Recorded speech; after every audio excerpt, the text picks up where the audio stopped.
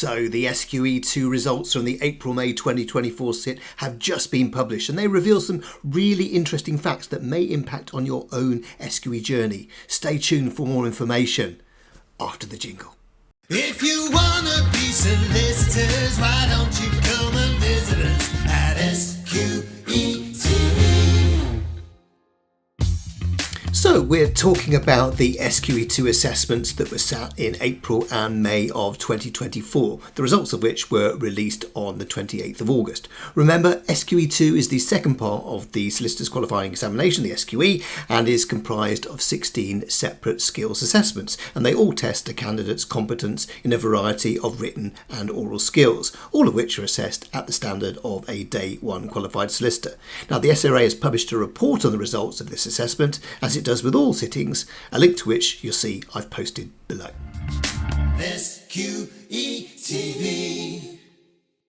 So what are the headlines from these recent SQE2 results? Well, firstly, the good news, and that's that the pass rate for first-time sitters was 81%, that's 79% if you include all the resitters. So this will have been welcomed by the many candidates who will be paying £2,902 to sit SQE2 from October 2024.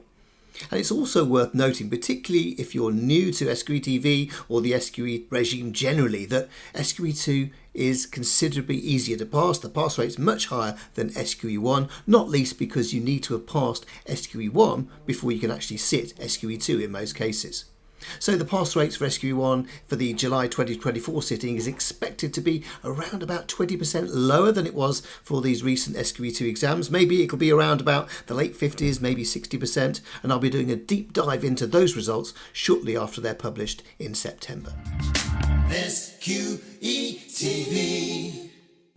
By the way, if you like what we're doing here on SQE TV by bringing you independent SQE related content and advice from a source you can trust, then please do like this video. And what's stopping you from subscribing? Well, absolutely nothing, in which case please subscribe now. It'll help our fast growing channel, and of course by tapping that notification bell, that will mean you get a reminder as soon as our new videos drop, which they do at least twice per week.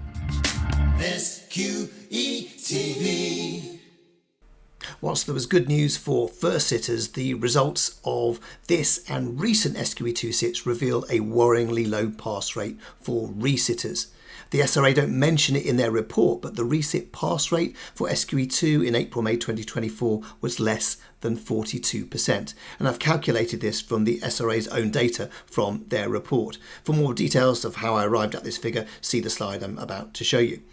Now, I know a number of you made a conscious decision to become lawyers, not accountants, so the numbers are there if you want to explore them, if you want to mark my homework, but hey, let's move on, because I imagine most of you aren't interested in how I got there. But it's worth emphasising that if you're an SQE2 resitter from April or May, there was an almost 60% chance that you will have paid almost £6,000 in SQE2 examination fees for the two sits and not passed either of them. So whilst the pass rate is high for SQE2 first sitters, beware of the resit risk. And I think it further illustrates the importance of candidates choosing a trusted SQE provider who's got a strong track record in training professionals, training solicitors, not just in SQE2 but also in SQE1, as much of the knowledge that you're examined on in SQE1 gets retested in the context of a skills assessment in SQE2. So look at providers' pass rates very carefully for both SQE1 and SQE2 before you come to any decision to commit to any SQE preparation course. SQE TV.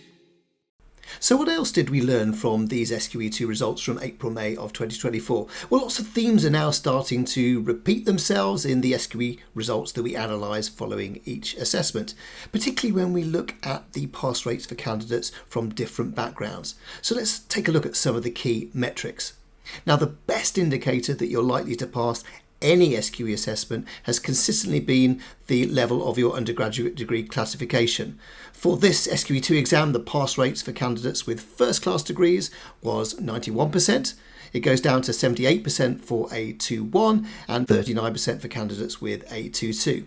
That said, it's still worth observing that the fail rate for candidates with first class degrees was still 9% for this SQE2 exam. But the differential in the pass rates between candidates from different ethnic groups is one that is deeply troubling to me. For example, the pass rate for white candidates in this SQE2 exam was 85%, whereas for black or black British candidates it was 61%. That's a massive differential, and it's even greater for SQE1. There's still a lot of work that the regulator needs to do to try and equalise opportunity here between different ethnic groups. And there's also a worrying social mobility differential of 10% in this exam when you look at the pass rate metrics of candidates who said that their parents were professionals. That's 84% pass rate, as opposed to those candidates who said they came from a working class background. 74% is a pass rate in their case. And it's repeated, this 10% differential, when you compare the pass rates for those who attended an independent school, that's a 90% pass rate, as opposed to a state or non-selective school, an 80% pass rate. Now, I'll be exploring some of the underlying reasons why there are these attainment gaps in later videos, and it's a mission of mine and SQE TV to help to level the playing field between candidates from different backgrounds. SQE TV. And finally, one other point I'd like to point out, and that relates to the excellent pass rates in this SQE2 assessment of disabled candidates who scored 86% as the pass rate in April and May for SQE2, as opposed to 81% for people without a disability. But these numbers do need to be seen in the context of the fact that almost the same number of people who were disabled candidates said that they preferred not to say whether or not they had a disability, and their pass rate was only 77%. So I think a little bit of work needs to do to explore how many of those actually were disabled.